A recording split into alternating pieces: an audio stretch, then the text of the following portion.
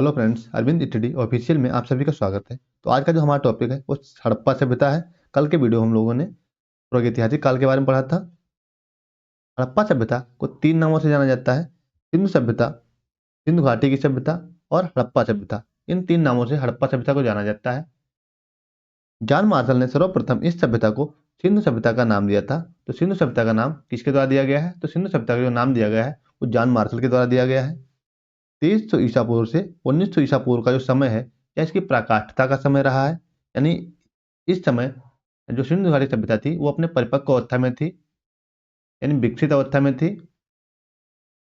Radio carbon C 14 जैसी नवीन पद्धति पर यह तिथि सर्वमान्य तिथि मानी गई है।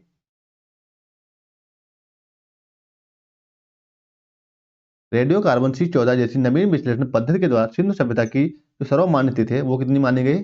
2400 ईसा पूर्व से 1700 ईसा पूर्व मानी गई है। जबकि इसकी जो परिपक्व अवस्था की तिथि है वो कितनी है? 2300 ईसा पूर्व से 1900 ईसा पूर्व मानी गई है। इसका जो विस्तार है यह त्रिभुजाकार स्वरूप में थी। जो सिंधु घाटी सभ्यता है यह अपने त्रिभुजाकार स्वरूप में फैली हुई थी।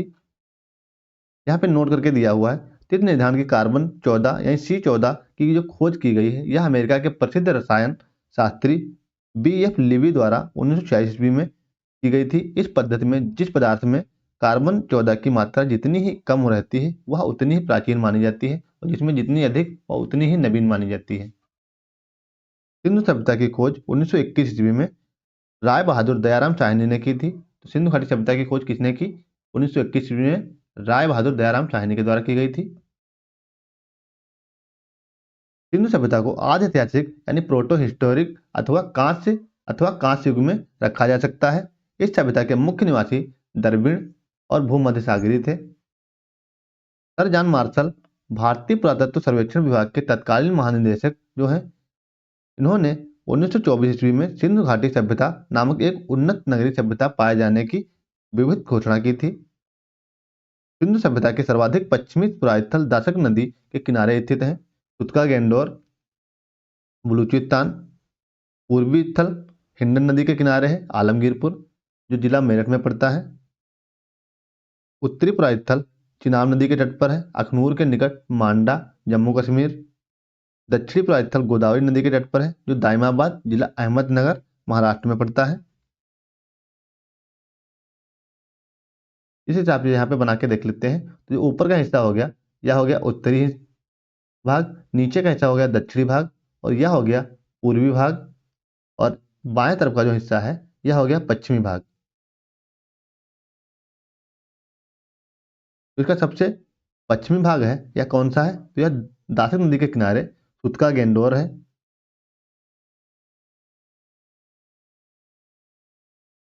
सुतका गेंडोर है। अगर पूर्वी हिस्से की बात करें तो इसका जो पूर्वी भाग है तो पूर्वी भाग हिंडन नदी के किनारे आलमगीरपुर है। आलमगीरपुर है जो जिला मेरठ में पड़ता है उत्तर प्रदेश। इसके उत्तरी अगर पूर्वांचल की बात करें तो चिनाब नदी के तट पर अखनूर के निकट मांडा में पड़ता है जो जम्मू कश्मीर में यह भी पड़ता है। दक्षिणी बिंदु कौन सा है? इसका उत्तरी बिंदु कौन सा? तो उत्तरी बिंदु मांडा है, जम्मू कश्मीर में पड़ता है, यह भी उत्तर प्रदेश में पड़ता है। अगर इसके दक्षिणी भाग की बात करें तो इसका जो दक्षिणी स्थल था वो गोदावरी नदी के तट पे दाइमाबाद में पड़ता है। कहाँ पड़ता है? दाइमाबाद में जो जिला अहमदनगर महाराष्ट्र में पड़ता है।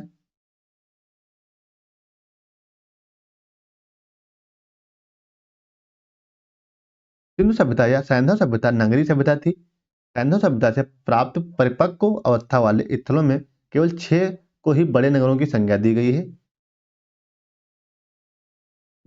हड़प्पा सभ्यता में जो अभी तक नगर मिले हैं उनमें 6 नगरों को नगर की संज्ञा दी गई है।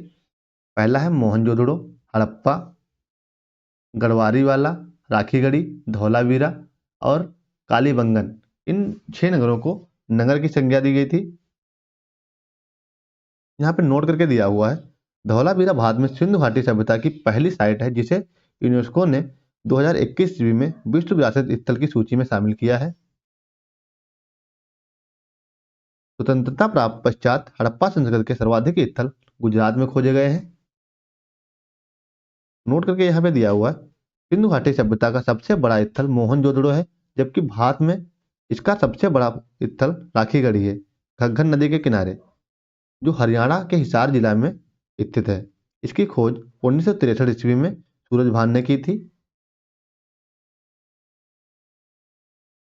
लोथल एवं सुतकोटदा सिंधु सभ्यता का बंदरगाह था। सिंधु सभ्यता का बंदरगाह कौन था? तो सिंधु सभ्यता का बंदरगाह था वो लोथल और सुतकोटदा था। जुते हुए खेत और नक्काशीदार ईंटों का प्रयोग साक्ष्य जो मिले हैं वो कालीबंगन से प्राप्त होते हैं। जुते खेत और नक्काशीदार ईंटों का प्रयोग कहाँ के साक्ष्य हैं? ये कालीबंगन से प्राप्त हुए हैं साक्ष्य। मोहनजोदड़ो से प्राप्त स्नानागार संभवतः सैंधव सभ्यता की सबसे बड़ी इमारत है। ये सैंधव सभ्यता की सबसे बड़ी इमारत कौन सी है? तो वह है स्नानागार, इसे स्नान कुंड कह सकते हैं। यह मोहनजोदड़ो की सबसे बड़ी इमारत थी, जिसकी लंबाई की अगर बात करें तो 11.88 मीटर लंबा है, 7.01 मीटर चौड़ाई है इसकी और 2.43 मीटर यह गहरा था। इस स्नान कुंड में दो तरफ से उतरने के लिए सीढ़ियां बनाई गई थी और चारों ओर कमरे बनाए गए थे। इसमें भरने के लिए पानी कुएं से निकाला जाता था। उपयोग के बाद इसे खाली कर दिया जाता था। शायद यहाँ विशिष्ट नागरिक विशेष अवसरों पर स्नान किया करते होते।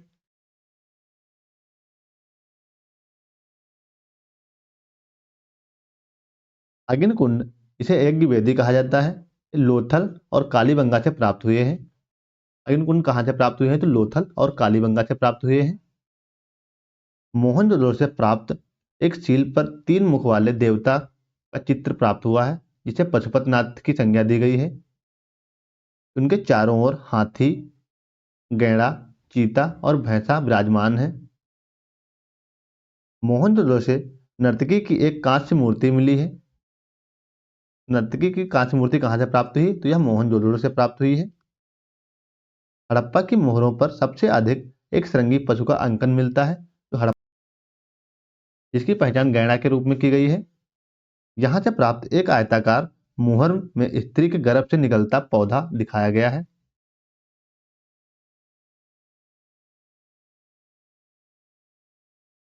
मनके बनाने के कारखाने लोथल एवं चन्नू में मिले हैं। तो मनके बनाने के कारखाने कहाँ से प्राप्त हुए हैं? तो यह लोथल और चन्नू से प्राप्त हुए हैं। सिंधु सभ्यता की लिपि भावचित्रात्मक थी। यह लिपि दाईं से बाईं ओर लिखी जाती थी। जब अभिलेख एक से अधिक पंक्तियों का होता था तो पहली पंक्ति दाईं से बाईं और दूसरी बाईं से दाईं ओर लिखी जाती थी। यहाँ पे नोट करके दिया हुआ है, लेखन कला की उचित प्रणाली विकसित करने वाली पहली सभ्यता थी सुमेरिया की सभ्यता थी। सिंधु सभ्यता के लोगों ने नगरों तथा घरों के विन्यास के लिए ग्रिड पद्धति को अपनाया था।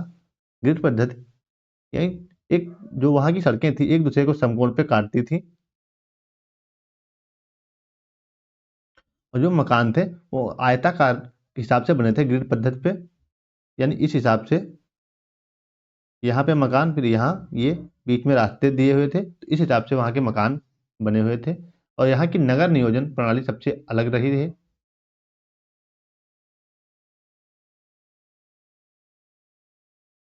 घरों के दरवाजे और खिड़कियां सड़क की ओर ना खुलकर पीछे की तरफ खुलते थे।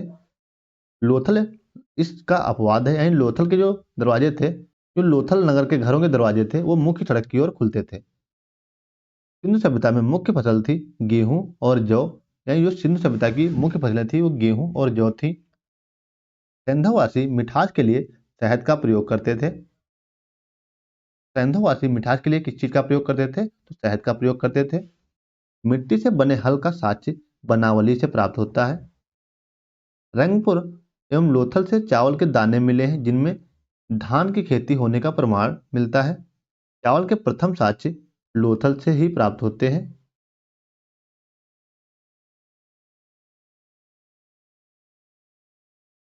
तुतकोटदा, कालीबंगन, लोथल से सैंधवकालीन घोड़े के अस्थिपंजर प्राप्त होते हैं।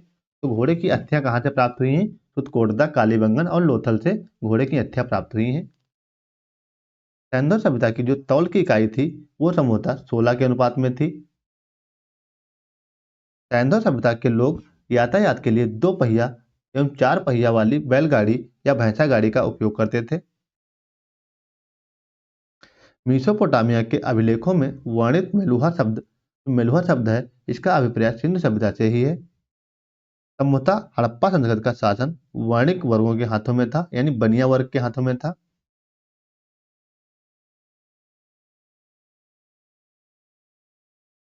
पिक्ट ने हड़प्पा एवं मोहनजोदड़ो को एक बेहतर साम्राज्य की जुड़वा राजधानी की संज्ञा दी है। यानी जो पिक्ट महोदय थे उनका कथन है हड़प्पा और मोहनजोदड़ो एक बेहतर साम्राज्य की जुड़वा राजधानियां हैं। सिंधु सभ्यता के लोग धरती को उर्वरता की देवी मानकर उसकी पूजा किया करते थे। जो सिंधु सभ्यता के लोग थे वो जो पृथ्वी है यानी धरती है इसको उर्वरता की देवी मानते थे और इसकी पूजा करते थे। वृक्ष पूजा एवं शिव पूजा के प्रचलन के साक्ष्य भी सिंधु सभ्यता से ही मिलते हैं। स्वास्तिक चिन्ह संभवतः हड़प्पा सभ्यता की देन है। इस चिन्ह से सूर्य उपासना का अनुमान लगाया जाता है। सिंधु घाटी के नगरों में किसी भी मंदिर के अवशेष नहीं मिले हैं।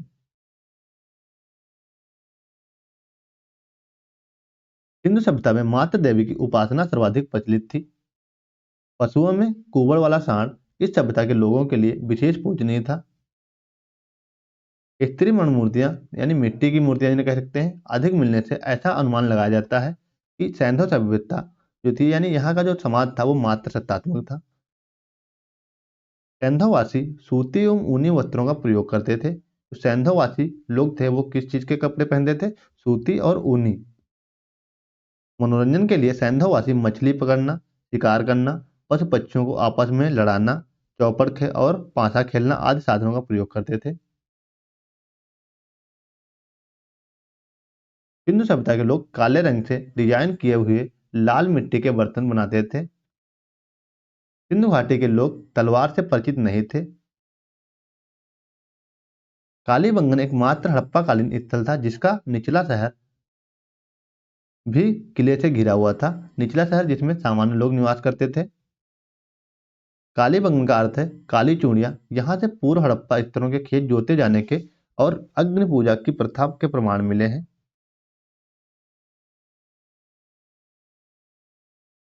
पर्दा प्रथा एवं वेश्याव्रत सैंधव सभ्यता में प्रचलित थी। शवों को जलाने एवं गाड़ने यानी दोनों प्रथाएं प्रचलित थी। हड़प्पा में शवों को दफनाने जबकि मोहनजोदड़ो में जलाने की प्रथा विद्यमान थी। लोथल एवं कालीबंगा में युग्म समाधियां मिली हैं। सैंधव सभ्यता के विनाश का संभवतः सबसे प्रभावी कारण था बाढ़। आग में पकी हुई मिट्टी के जो ईंटें प्राप्त हुई हैं उनको टेराकोटा कहा गया है।